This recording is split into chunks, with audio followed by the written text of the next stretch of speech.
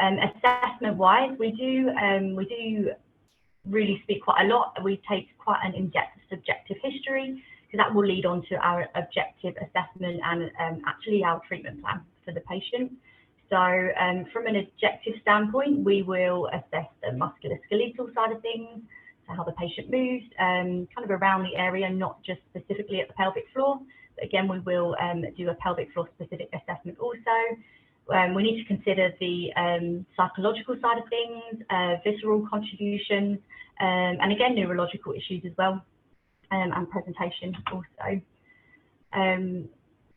Yeah, again, from the subjective side of things, sorry, just backtracking a little bit, really important things we need to ask and think of. There is a long old list, but really important for you guys to know that pregnancy history, obstetric history, and delivery experiences are super important for us to know, because that can change our plan of care and how we treat such patients.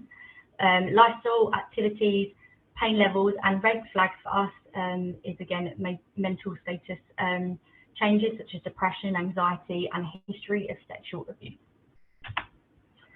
On the objective side of things, the observational assessment is really important. And that, of course, is looking at how the patient holds themselves and how they present, including the postural assessment also, muscle function and special tests, specifically around the pelvic girdle, muscular tests and similar, and again, a pelvic assessment also. So on the palpation side of things, we will palpate around the abdominal area, looking for all sorts of things, visceral wise, myofascial wise, scar tissue wise. Again, that's not exhaustive. The pelvic joint, and we will perform always an external and an internal palpation of the pelvic floor muscles as the patient feels comfortable. Sometimes our subjective assessment and our findings in that will lead us to consider testing other muscle groups around the trunk, the low back, the hips, and the lower limb, because we do know that referred pain can be commonly missed as well. So these muscles that are kind of listed on this slide are quite important for us to look at as well. Okay, so just hand you over to Lysnara now, who will continue with the objective side of things a bit more specifically. Okay, thank you, Georgia. I'll just continue with the presentation. I'm Lysnara. I'm a physical therapist specialized in pelvic health and women's health. So I'm just going to share my presentation now. Just give me a second.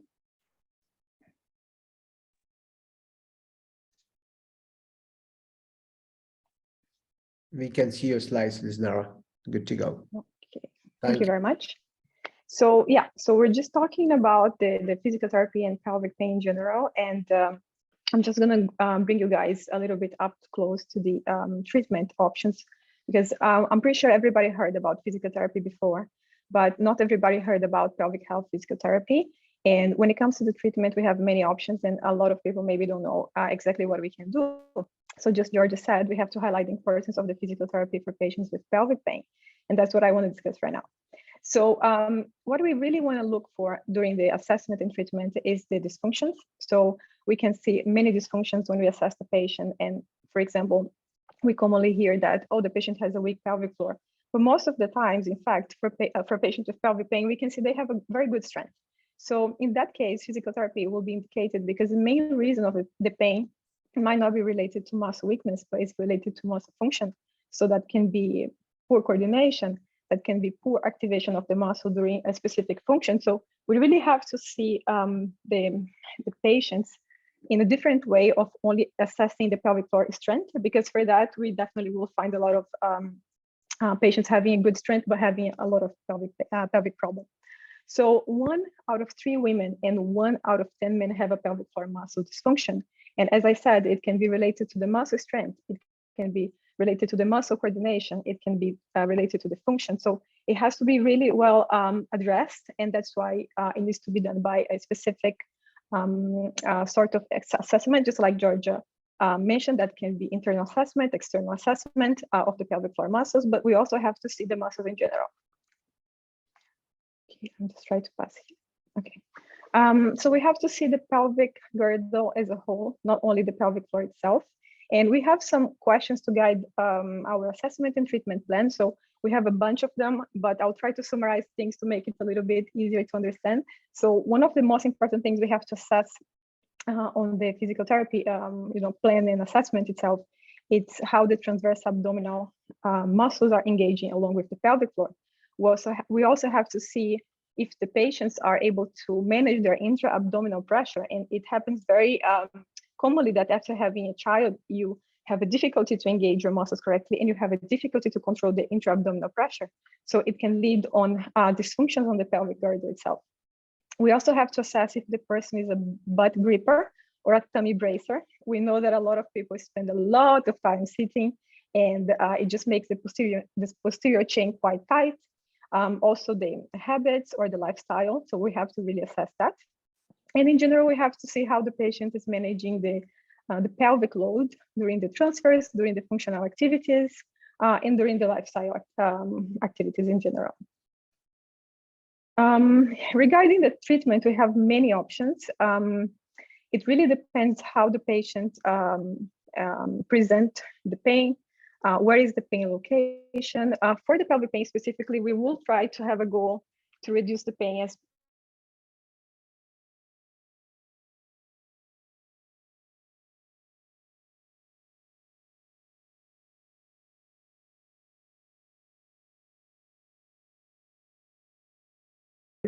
or diffuse pain. We can also use dry needling as one of the options of treatments for pain. And we can use therapeutic exercise, which is the most common one. And these therapeutic exercises are pretty good because we don't really need much equipment to do them. But we can use this therapeutic exercise along with equipment as well. So for the therapeutic exercise, we can do it internally or externally for the pelvic floor muscles in terms of pelvic floor dysfunction specifically, but we can also do therapeutic exercises for any sort of pelvic pain or pelvic dysfunction, even if it's not specifically on the pelvic floor muscles itself. So when it comes about biofeedback, maybe you heard about biofeedback out there because it's a very famous name. And a lot of physicians, especially, they refer the patient for biofeedback treatments, but we do have different types of biofeedbacks. So biofeedback is a biological feedback. So it can happen when you ask the patient, for example, to watch the movement in front of the mirror, or maybe when the patient is using some tools. So then we have nice options in the physical therapy treatments.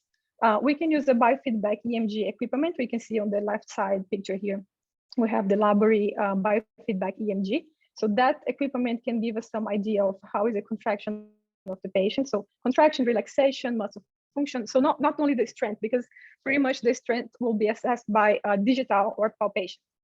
So then we have external probes that can be attached to the skin, like in the perineal region. We don't have a picture here, but we can have also the internal probes. So this is a very good equipment that can assist us on the therapeutic exercises. We can, as I said, we can also use some other options of feedback. In that picture, you can see that the person is using the mirror for a visual feedback. And we can also use other tools. On the right side of the picture, we have the educator, which is an internal probe that also helps the patient to have some visual feedback of the movement of the pelvic floor. Then we also have the neuromuscular stimulation. We have neuromodulation and electrical stimulation as another option of treatment. And we can also use a real-time ultrasound. So we can also have a visual clue of the pelvic floor function. As part of our treatment, we really have to work on education. I would say in my clinical practice, we use about 50% of the time just talking about options of treatments, educating the patient regarding their condition, giving them cues and activities to do at home. So the home exercise programs are very important for the treatment. And then we do have also options of tools that they can use at home. They can learn with us. We can guide them through how to use the pelvic wands, dilators, internal probes, vaginal cone, sorry. And then they can take those equipments and they can use it at home along with the home exercise programs.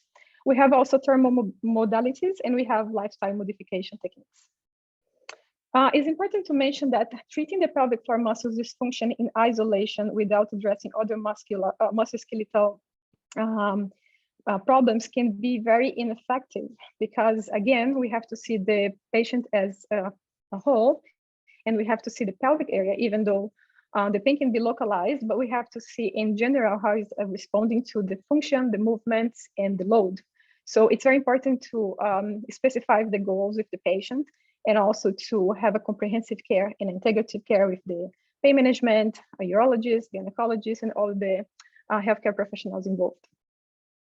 So I just kept a few slides regarding the aspects of pelvic pain during pregnancy, because we do treat the pelvic pain on the pregnancy slightly different from the regular pelvic pain.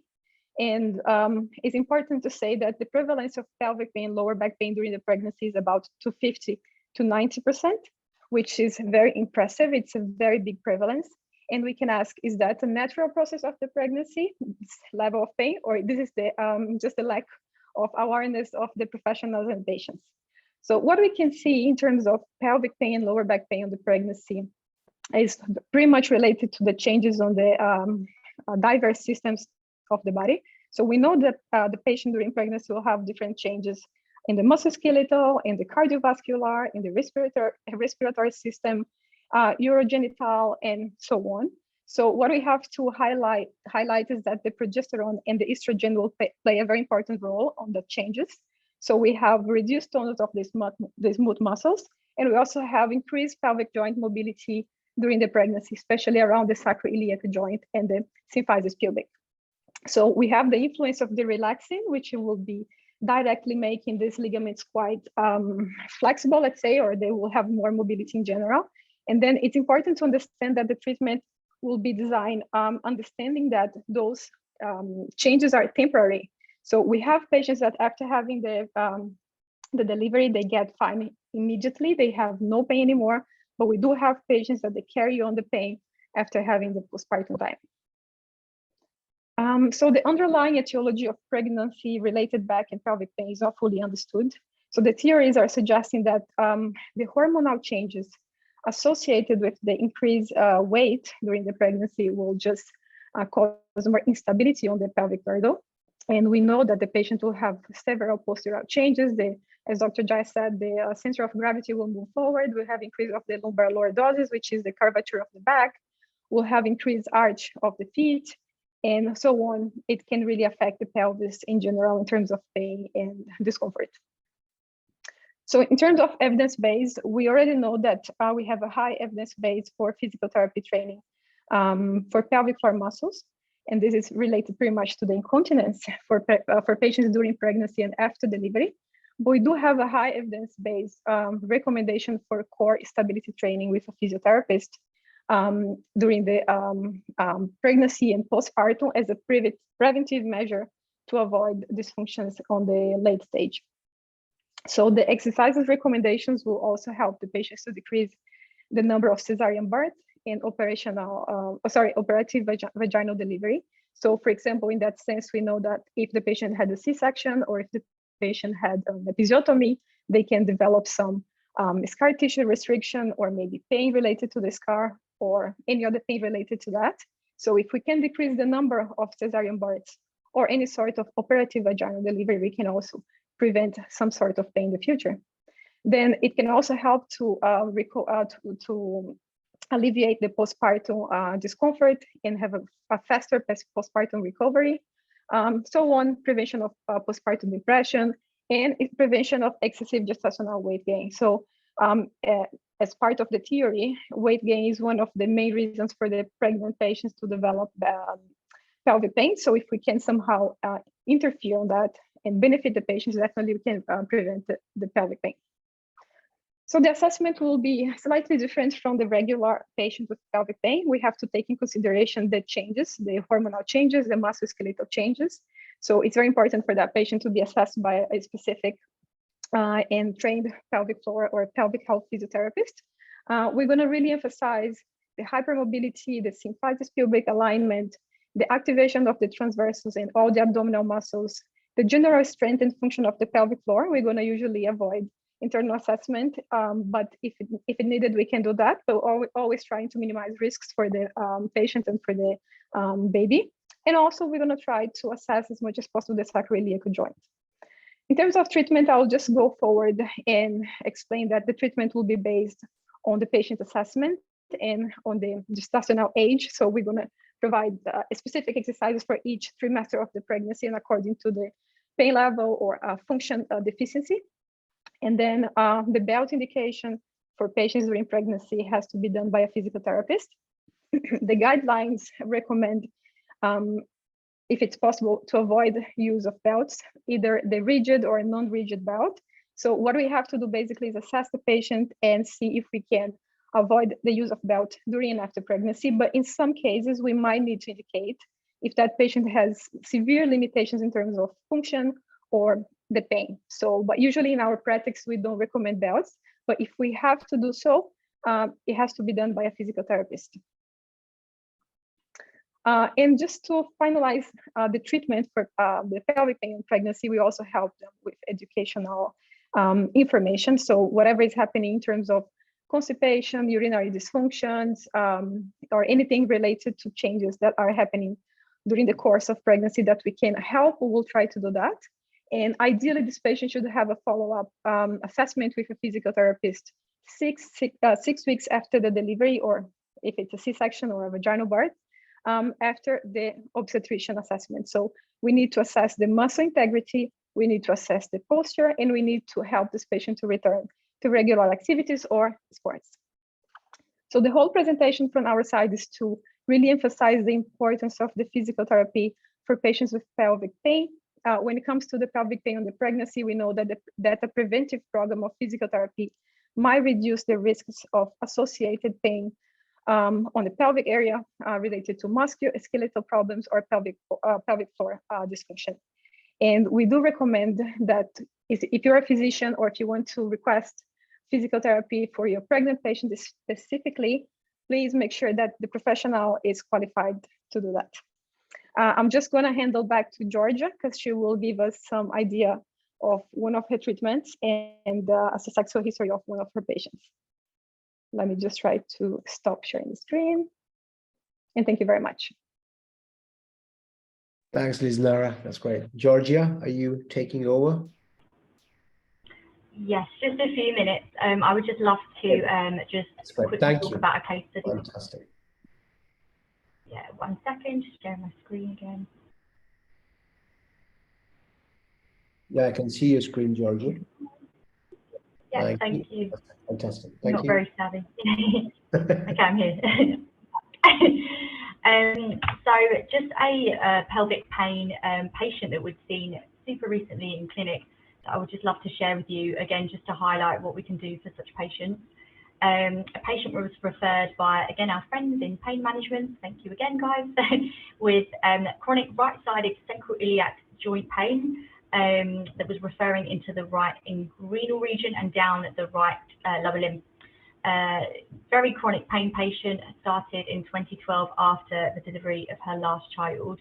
She'd undergone physiotherapy, again, to really highlight what Lysnara had just said.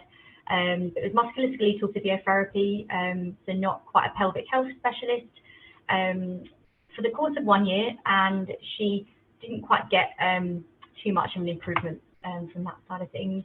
So she'd been under pain management for a little while. So the summary of care was medication management, lifestyle advice, and the patient had been referred and cleared by gynae, which I know Dr. Jay had mentioned the importance from from referring onwards to these specialties just to rule out certain issues. And there was a query of pubic symphysis specific instability. So she had been referred to orthopedics right before she came into my clinic room. Suggestions for a further management plan was physiotherapy and really encouraging to lose some weight as her main options for future management. So in the first assessment, she was constant 10 out of 10 pain. Yes, that 10 out of 10 pain could be aggravated, which doesn't quite make sense, does it? We see a lot with our chronic pain patients, but walking was her main issue. Among the subjective history, specifically kind of pelvic wise, she didn't have any pelvic symptoms other than that pelvic pain, but she had mentioned that she had had a bladder prolapse repair previously. So already I was thinking, maybe a history of a pelvic floor dysfunction here. But that was kind of that. She'd had 3 pregnancies, 3 births that were all natural delivery. Her fluid intake was suboptimal, and thus her voiding frequency again was suboptimal. She had been seen by orthopedic, and it was confirmed that she needed a pelvic symphysis fixation because of that instability, but she declined surgery. So in further assessment with us, we found an array of musculoskeletal components to her presentation. So there was a lot of asymmetry, coming from around the hips, that posterior chain, just everything going on right to left side. Her right side seemed really, like it was working hard. There was a lot of overactivity there and myofascial issues and trigger points. In the pelvic floor assessment, it definitely seemed like there was some kind of avulsion on that right side, some issues definitely on that left side. Strength was a real issue for her, worse on that right side again, which was her painful side. Relaxation again was an issue. I did find that she had this reoccurrence of the bladder prolapse, and it looked like she had a rectocele as well. It seemed no worse than a grade 2, and I didn't note this down. That was upon Valsalva maneuver also. So, my findings concluded that, it seems like definitely a pubic symphysis dysfunction with associated right anterior sacral iliac joint dysfunction, which normally comes hand in hand because of the mechanics of the pelvis. And again, chronic pain presentation kind of classically there.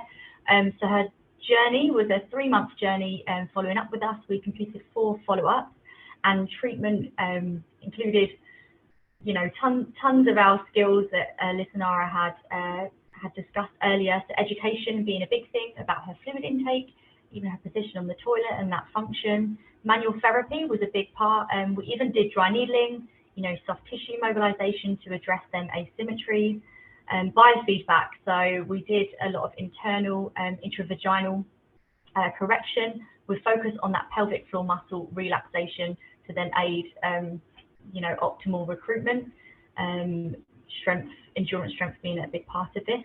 And then we implemented that in her kind of the later stages of her follow-up into general functional based training. Pilates was a big part of her exercise program, all in view of stabilizing the pelvic girdle. So again, her issue was stability. So that was, our exercise specific work. So her outcome to this date, she reduced her pain score to 4 out of 10, which I think is super impressive for a chronic pain patient. But functionally, she managed to go on a walking holiday with intermittent pain only. I think she went to Turkey. She had a great time, and I think we had a big part to play in that because, it wasn't a painful holiday. She was able to enjoy it. Objectively, we've pretty much optimized the strength around the pelvis. Hip strength particularly improved significantly. Pelvic floor muscle-wise, she was able to relax efficiently and recruit efficiently as well. We have ordered more follow-ups just to see if we can optimize her function that little bit more. Yeah, and that's it from us. So we'll leave, again, questions maybe at the end of the talk, and we're happy to answer. Just write them in the chat. Thank you so much, Georgia. Really appreciate it. So I think we will be as I said, we will be taking the questions at the end. Now, Kelly, you there? Yes, you are. Yes, I'm here. We have Dr. Kelly Huffman, and she's going to talk to us about the psychology. As I said, guys, in the past, we always treated pain as a physical problem, and we have realized that we were failing miserably because we never treated a person as a whole. And I think psychology plays such an important role when you are dealing with patients with pain, not only chronic pain, but even in acute pain scenarios. And I think it goes without to say that the multidisciplinary pain management is not multidisciplinary unless you involve a physical therapist and a psychologist and treat a person as a whole rather than a body. So without a further delay, Kelly, off you go. You are already sharing the slides, and I can see your slides. So okay, there we go. So much. Fantastic. Thank you. Thank you so much, Dr. Siddiq, for the introduction. I am Dr. Kelly Huffman, and I am a consultant psychologist. in both the US and the UAE. And I am happy to be here today to talk with you more about the role of psychology in chronic pain management as part of our pelvic pain team series today. As I mentioned, I'm a licensed psychologist in the US and the UAE. I've worked in the field of pain medicine for about 15 years, and I'm originally trained in the United States. My role actually extends beyond past chronic pain and pelvic pain. I also see people with concerns such as insomnia, MS, women's health, well-being, and other chronic neurological conditions. My presentation today I hope to answer some of the things that are most commonly asked of me by pain management physicians and people participating in interdisciplinary pain care. So usually people wonder, so what exactly is pain psychology? So if I refer you a patient, what exactly will you do? How can we include a psychologist as part of care? Which patients should I refer? And what kind of treatment can I provide? And how are these treatments effective in the management of chronic pain? So we'll touch upon these today in general, along with some chronic pelvic pain specific techniques. As you know, so chronic pelvic pain, it's pain from multiple pelvic organs and encompasses a large variety of conditions. So things like endometriosis, interstitial cystitis, irritable bowel, vulvodynia, all of these concerns are appropriate concerns to refer to a pain psychologist. What we know about chronic pelvic pain is usually patients have multiple comorbidities. So these could be medical comorbidities. So perhaps in addition to the pelvic pain, they have generalized all over body pain, so fibromyalgia or migraines, and the most common psychological comorbidities that are present in the majority of patients with chronic pelvic pain include things like depression, anxiety. Some also might have post-traumatic stress disorder or even a substance use disorder. So say, for example, overusing opioids or benzodiazepines. For chronic pelvic pain, one of the hallmarks, so some of the ways you know to involve psychology. So perhaps a patient has pain that's disproportionate to the objective medical findings. You might see high levels of distress and disability, so a lot of depression or anxiety and extensive functional impairment. Perhaps the treatments you provide, they fail to respond. Or maybe even the treatments, the patient reports, they make them worse. So people that have significant adverse reactions to medications, don't tolerate injections, and they failed other inner pain management trials, or maybe even have a paradoxical response. Some, but not all of these patients may also have chronic pain syndrome. So chronic pain syndrome is chronic pain with a marked alteration of behavior, significant affective distress, high levels of depression and anxiety, and extensive pain-related functional impairment. As the chronic pain syndrome progresses, it starts to impact other areas of patients' lives. So you'll often see marked familial dysfunction, and in chronic pelvic pain, perhaps marital dysfunction. You might see excessive utilization of the healthcare system. So the person really wants to figure out what's wrong. So perhaps they go from doctor to doctor, treatment to treatment in hopes that something might work. Not all patients with chronic pain have chronic pain syndrome. I look at chronic pain syndrome as important in determining level of care. So patients with chronic pain syndrome often need a more intensive approach than those who have pain alone. Chronic pain syndrome must be treated from an interdisciplinary perspective. And again, I'll note at the bottom, a patient does not need to have chronic pain syndrome in order to be referred to pain psychology. As I mentioned, many patients with chronic pain and chronic pelvic pain have psychological comorbidities. So up to 50% of patients with chronic pain report depression.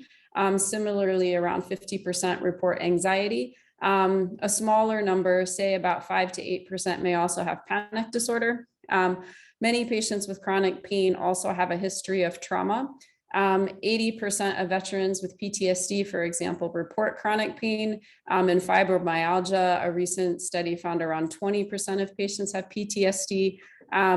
One historical focus in chronic pelvic pain has been sexual abuse, and there's been a high rate of sexual abuse found among women with chronic pelvic pain. So post-traumatic stress disorder may be a factor for many of these patients. One thing that's important to note is which comes first. So many patients will tell you, I'm depressed because I have pain. And there's actually a lot of evidence to suggest that's true. So only 40% of patients attending a tertiary care facility for chronic low back pain actually had a pre-existing psychiatric disorder. So having chronic pain and chronic pain syndrome can be highly distressing to patients, and understandably, many patients do have depression or anxiety. Sometimes patients are reluctant to be referred to pain psychology, particularly if the onset of their emotional symptoms was after the onset of chronic pain.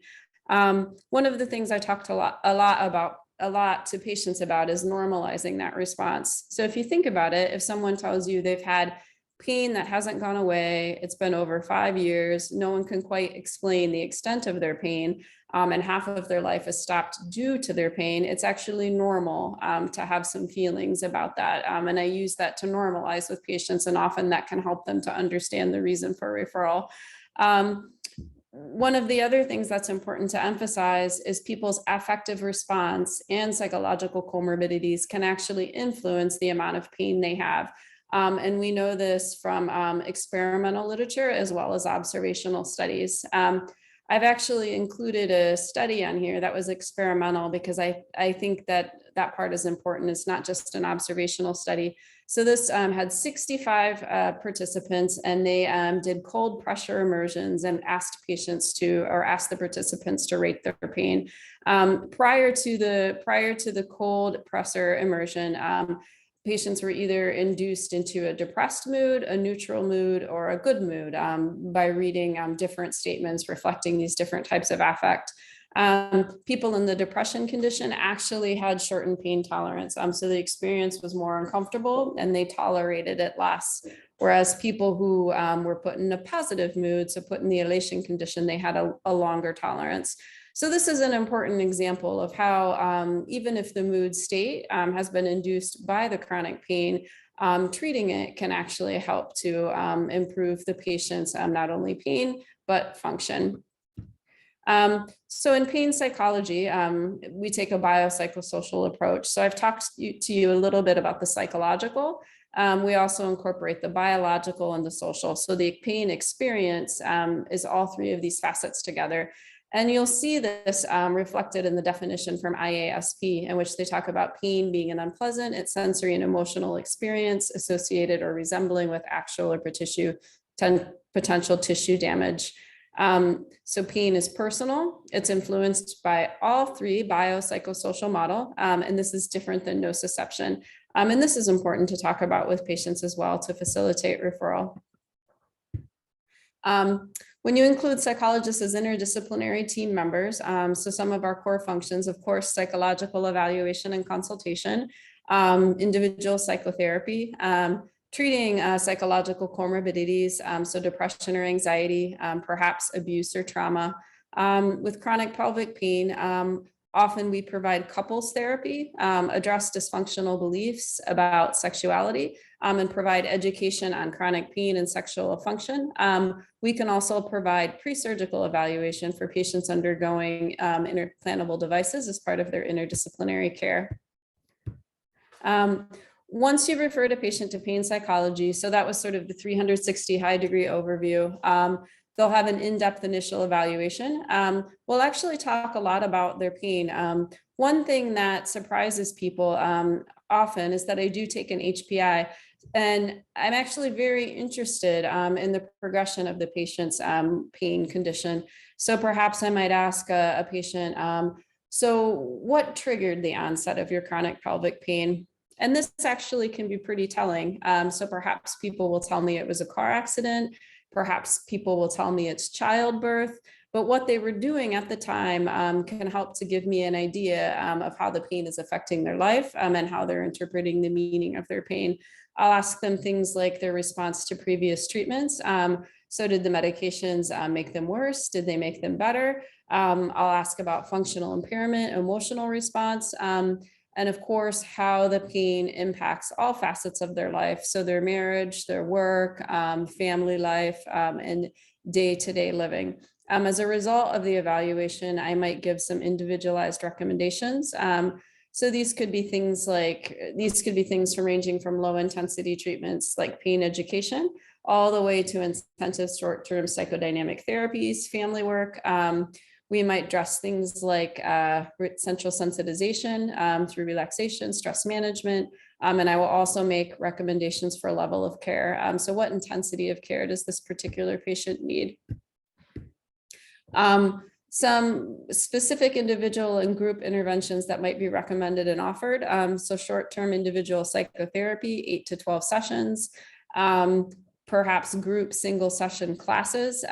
Both of these treatments offer some of the same components. So typical components might include pain neuroscience education, mindfulness, CBT skills, such as identifying distressing thoughts, cognitive reframing, relaxation training.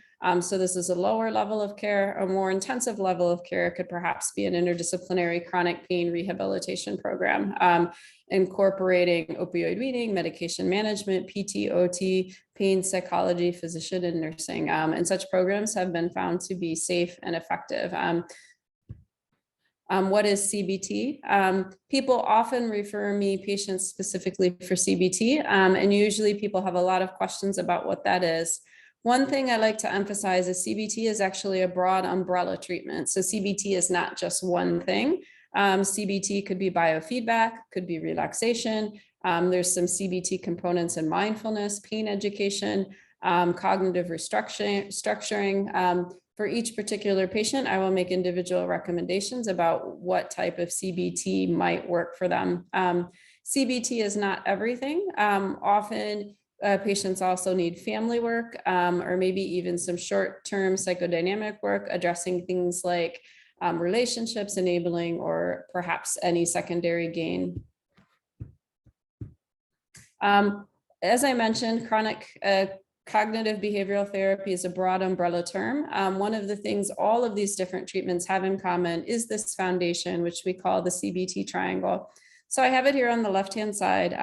So cognitive behavioral therapy, one of the underlying principles is that our thoughts, our emotions, and our behaviors are bi-directionally related. So each influence the other, and changing any one part of the system can change the other. CBT most often identifies on thinking patterns, so cognitive distortions, which lead to negative emotions and behaviors, and can be an important part of chronic pain management. In CBT, one of the first things to talk to patients about is our thoughts about pain matter. We often talk to patients about the hurt versus harm distinction, which I'll review in just a few minutes. But here's an example of what this might look like from a CBT perspective.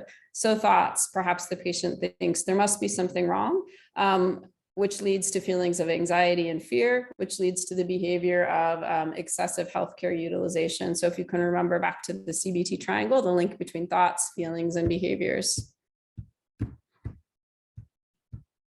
Hurt versus harm. I'm pretty sure most viewers of this video will be familiar with this.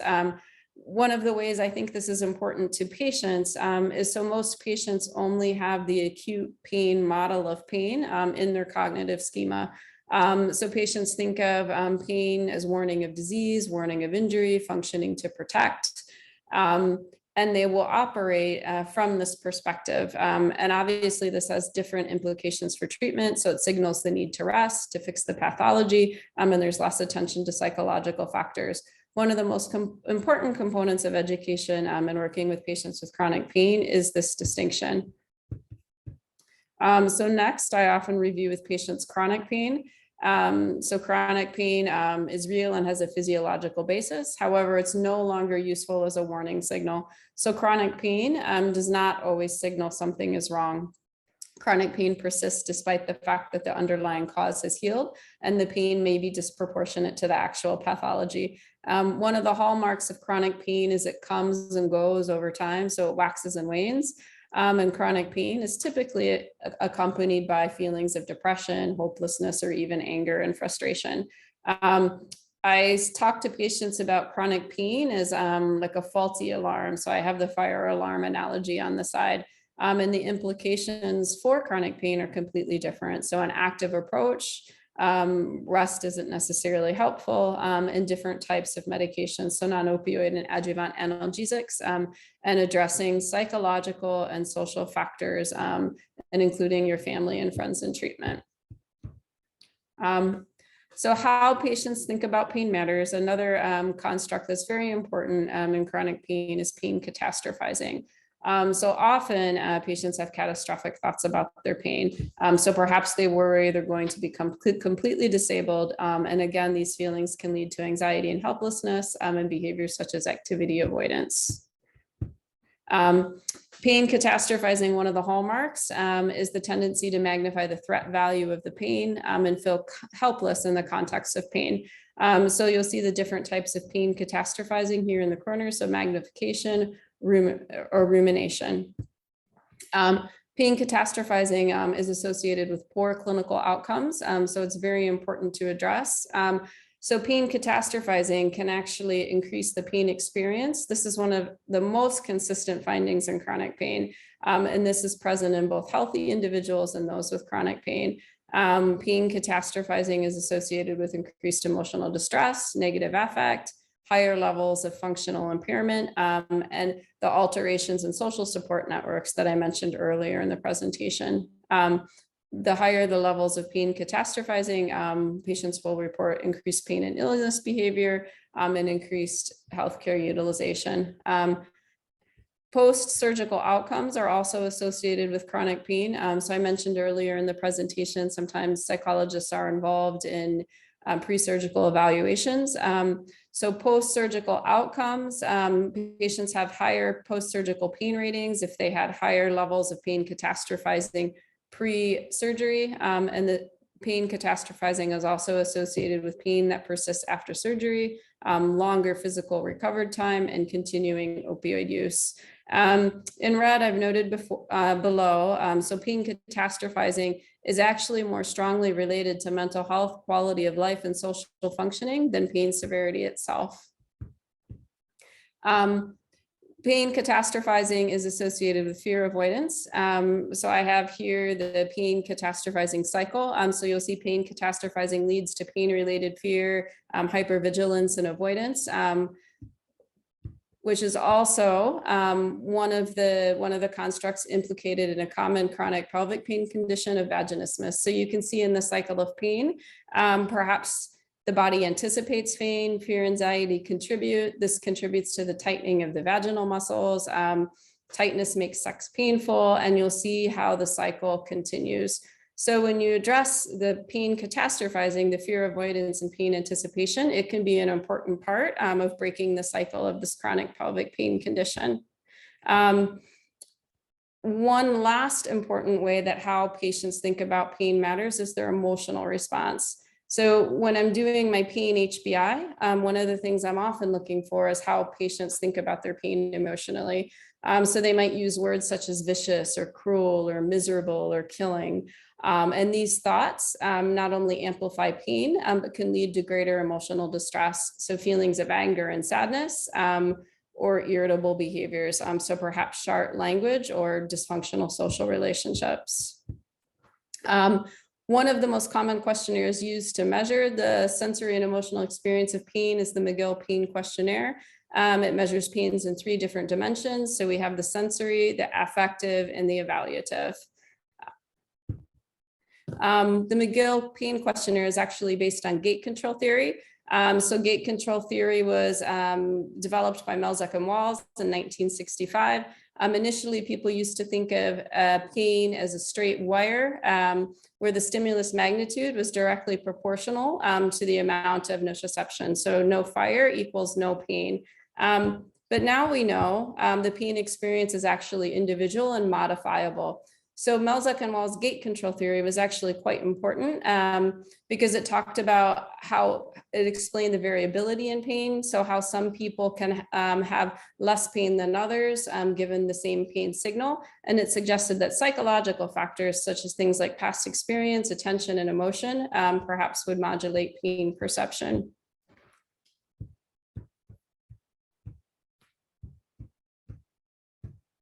Okay. Gait control theory, some of the premises are an open gait equals more pain and a closed gait equals less pain. So in gait control theory, the gait is a metaphor for a pathway in the spine where the pain signal is allowed to flow up from the periphery to the brain. If this gait is open, people will interpret the stimulus as more painful. If it's closed, they'll experience less pain. So one of the first questions to ask is what influences the gait? So things like expectations, pain anticipation, context, and the affective dimension of pain. So here you'll see some pictures on the side. You'll see a baby getting their first vaccination. So the baby doesn't know what to expect. There are no expectations of pain. So you'll see that they're calm and collected. And then you'll see later after they've had the experience in the past. So these expectations and the anticipation of pain can actually make the experience more painful. Okay. One of the last components that can modify pain perception is social support. And I'm going to review some studies with you on neural response to threat and social rejection in just a few moments. Another intervention that a psychologist might employ in the treatment of chronic pain is biofeedback and relaxation. Biofeedback and relaxation is meant to address sympathetic nervous system activation, which can help close the gate and to diminish pain perception. I have a picture here showing biofeedback. People often have a lot of questions about what biofeedback is. So biofeedback is when a trained practitioner assists the patient in observing and reversing automatic physiological reactions. So these can be things like heart rate, blood pressure, peripheral blood flow. The patient observes these involuntary workings of their body and uses the feedback during relaxation to start to reverse or have control of some of these processes that we think of involuntary. So often you can teach patients to do things like decrease their heart rate and decrease their muscle tension. You can even use this in combination with psychotherapy. So you can have a patient hooked up to the equipment. You can be talking about some of the difficulties or traumas that happened in the past, and perhaps you can observe some of these involuntary responses in vivo. So observing how perhaps the difficulty you went through during childbirth, you might see people's heart rate increase, their blood pressure increase, and their muscle tension increase. So that helps to make the connection between the mind and the body concrete for our patients. As I mentioned, so social regulation of threat, and this is particularly important in chronic pain. One of the things we found is that social support can actually attenuate the threat response to pain. So in this particular fMRI study, married women were subjected to the threat of electric shock while holding their husband's hand. And one of the things they found is that the quality of the marital relationship actually modulated the response, the neural response to the threat of the electrical stimulus. So higher marital quality predicted less threat-related neural activation. Okay. In working with chronic pain, as I mentioned, it's particularly important to work with the familial relationships. So perhaps we'll address familial dysfunction, perhaps address how chronic pelvic pain has impacted the marriage. Things like, so I have here hostile dependency. This is when a person becomes dependent on their family members and feels bad about it. So it creates this tense relationship in which people feel trapped to accept the support, but also resentful at the same time. Perhaps family members help too much. So this is known as enabling. And one of the things we work with family to do is how to reinforce healthy behaviors and validate the person and reinforce emotional expression. And finally, I have some treatment strategies for providers. providers are often a bit perplexed on what best ways to support patients who have chronic pain. So here I have some top tips. So number one, so validate. People's pain is real, your suffering is real, not imaginary. And I know that you all know their pain is real, but sometimes patients get the wrong idea. So sometimes patients think a referral to pain psychology means their provider thinks they're crazy or the pain is all in their head. So it's very important to validate this to patients. And of course, demonstrate empathy, empathy for their suffering. Another important tip is reassurance. So when people have unexplained pain, they want to know what is wrong. And sometimes it's hard for people to wrap their head around the idea that even though they have this persistent pain, they don't have a terrible or life-threatening disease. So it's important to reassure patients. Your evaluation shows your health is good and it's safe and advisable for you to function as normally as possible. Another tip is to focus on feelings, function, and coping. It's important to set functional goals for patients as well as analgesic. Some additional tips for providers. So address the mismatch in expectations, the biomedical model versus the biopsychosocial approach. Patients often come to clinic, they want to be fixed and they want to be cured. It's important to provide the specific diagnosis if known. And it's also very important to describe central sensitization and the things that cause it, because that can help the patient in their shift of thinking and thinking between acute and chronic pain, as I described before. So behavioral shaping. So in clinic, attend to and reward and encourage positive behaviors. This can actually be quite hard to do because as providers, we're trained to take a history, learn more about the pain, and sometimes we can inadvertently reinforce pain displays or excessive somatization. Set boundaries, extend the system when you need it, and prevent further harm. So this can be particularly important, particularly when people are continue to seek healthcare or perhaps surgeries or injections or treatments that they're unlikely to benefit from. And finally, don't invalidate. So don't say this is all in your head. Don't focus exclusively on symptoms and diagnosis. Do not order more tests or consultations if none are needed. A different way to phrase we can't find anything, because this implies the patient needs to keep looking. And finally, try to minimize how much one would respond to unsolicited pain descriptions and displays. Okay. And that's it. And I would be happy to take any questions. Thank you so much, Kelly. I think that was a very good kind of overview that you've given, especially the chicken and egg situation. I think I always wondered, and we used to get these to and fro referrals from psychiatrists saying that, you know what, the pain is secondary to that chronic pain is the problem. It's not the patient's depression. And I think, you know, you've actually explained that very well. So thank you so much. Right, guys, we have some questions. So we will go one at each time. So Jaya, you're there as well. So I'm just going to get the panel and we will go through the questions. By the way, just to let you know, speakers, we have delegates, because when you register, ask them from countries. So we have actually the delegates from nearly 11 countries here. Okay, so we have delegates from Australia, from Middle East, from Iraq, from India, from Pakistan, and also from the UK. So we have a good representation of worldwide audience on this platform. Now, question, Jaya, we have a question with regards to it's a medical question saying in Indonesia, where, so this is a question from Imam, says that in Indonesia, we have a lot of cases of pelvic pain. He often does ganglion neurolysis, but he's interested in intrathecal medication or spinal catheters. Any experience with that? Right. So practically, we are not doing any spinal catheters in our setup. Yeah, we rely on doing the ganglion neurolysis, or if the patient is refractory to this treatment, but yes, getting the benefit, we may consider for like any advanced procedure like implants or something, but not the spinal catheters.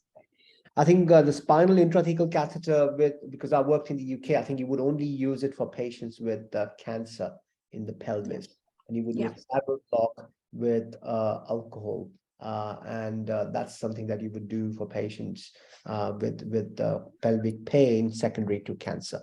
Now we have a question from a very good friend of mine, Tony. Tony works in Australia, and he's written experience of speakers on following treatment workup, posterior nerve stimulation. So Tony, actually taught on posterior tibial nerve stimulation, well-known recognized treatment now for patients with irritable bladder syndrome. Yeah. And I think it does serve the function. PRP, hydrodissection of pudendal nerve, not done it. Not sure. Jaya, have you ever done PRP hydrodissection? No, not yet. Hydrodissection is possible, but with PRP, It's possible. I think the evidence for the nerve PRP is building. Actually, I'm doing in 2 weeks' time on a patient PRP for mental nerve, for mandibular nerve, because she's got facial pain, and it's a patient's request. Even though I've told her that the evidence is very poor, but we're gonna, she wants it to be done, so we're gonna do it. Then hormonal screening, testosterone deficiency. Jaya, do you come across it? So whenever I have patients in my clinic, it's my general approach. If I need to get them tested, I generally send them to the specialty clinic like endocrinology or gynecology, where all the hormonal testing are done, just to make a clear diagnosis. And but on my own, I'm not giving the orders for testing in my clinic. Sure. Yeah, and also the last option which Dr. Tony has asked about the use of low-dose naltrexone. I am sure we are not having it available in our setup, but yes, it is available in the country. It's available outside for chronic pain conditions like fibromyalgia and CRPS, but we have no experience with this. Okay, so we've taken all the questions from Tony. He's also asked one more question about and this might be very relevant for physical therapy point of view. So Georgia and Lysnara, it says trigger points in the muscle layers in the pelvic floor can be very complex. Would you mind to share how would you identify which muscle is culprit? Is it possible? Yeah. All right. So we do follow we have some anatomical points to designate which muscle we are treating during the physical therapy assessment and treatment. We best do that on internal vaginal and anal assessment, to be honest. So we follow basically the symphysis or the pubic bone as the 12 o'clock. And then we have each of the points like the clock and also the depth of the finger when we do the palpation, for example. We can also try to do it externally with the attachment of the muscles, but it's best addressed internally. Internally, yes, that's I think would you agree? Majority of times, actually, the obturator internus that could be a bigger culprit. Especially, a lot of times patients get diagnosed with pudendal neuralgia, but it's actually obturator internus. One of the problems that people ignore that. And I think once you treat the trigger and try and kind of, a lot of people actually do inject obturator internus with Botox if there is a huge amount of spasm. Same thing with piriformis. I think that's another muscle that's a very good target from our point, from interventional pain point of view, where we would inject Botox to deal with this condition. Okay, and now, so I think that's it. Those are the questions that we had. There are two more questions, I think, in the previous chat box. So one was regarding how we will determine the involvement of sympathetic nerve or the pudendal nerve in pelvic pain. So I would like to answer this question that it's always a stepwise approach. The pain patients generally can be having just a dragging pain or dull ache, or could be a neuropathic pain. But yes, we have to make a stepwise approach by going from periphery to central. So if I have a dilemma, like whether it's a pudendal nerve involvement or if it's sympathetic involvement, I'll first go for pudendal nerve block, and then for any sympathetic intervention, maybe superior hypogastric or ganglion impar. That makes sense to start with the peripheral access to the kind of the nervous system and then move centrally. Okay, great, fantastic. So I think we have covered majority of the questions. I have a question, Kelly, for you, basically. So the question I have, especially when you see these challenging patients who have been in chronic pain for a long period of time, and especially with the pelvic pain aspect, interviewing them, I find can be very challenging because, it's like, but you have to break the ice. So do you have any tips on how you actually start your consultation to break the ice? Because they always have this barrier. They don't want to share all the information with you. And then, it's like motivational interviewing doesn't happen. So what do you do with those kind of patients? Do you have any methodology to deal with this challenging group of patients? Kelly, are you there? Yeah, I'm here. Can you see me? Can you hear me? Yeah. Yeah. I mean, I can tell you a little bit about how I approach it personally, which might be different than how you approach it.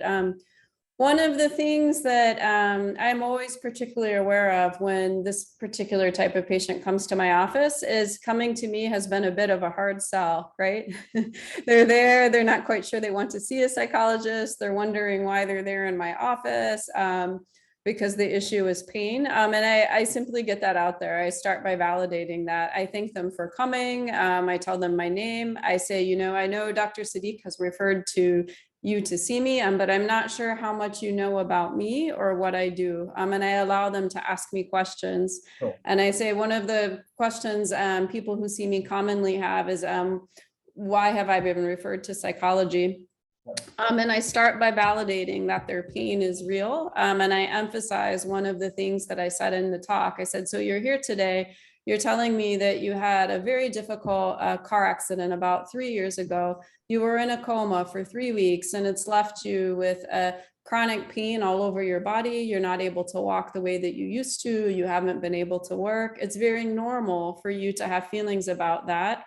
And it's normal for you to need help in that situation. Then that helps to break the ice, I find, to validate and normalize their emotional experience. And then I'll talk to them a little bit about how pain psychology can be helpful. And I'll tell them, I'm not going to fix or cure your pain. That's not why you're here. You haven't been sent to see me because all of the pain is in your head. Sometimes I'm able to help you cope with your pain, cope with your feelings, improve how much you're able to do. And we can also work on strategies such as biofeedback or relaxation and meditation, and you might get some improvement, but I'm not going to be able to fix or cure this, but I can help to mitigate how much it impacts your life. And when you put it in that way, I find that patients are much more open and accepting because I've gotten the elephant of the room out on the table. And I'm not sure I answered your question because it probably feels quite a bit different from the physician perspective, but that's what I do. Mm-hmm. I think that's a very good tip. It's a validation. And I think that's what lacks majority of the patients. They feel really dejected from various kind of, because they go from door to door, knock on the door, and I think they lose the will to see any more physician. And actually, by the time they come to see a pain physician, they're already down that spiral of chronic pain where, it's very difficult to lift them up.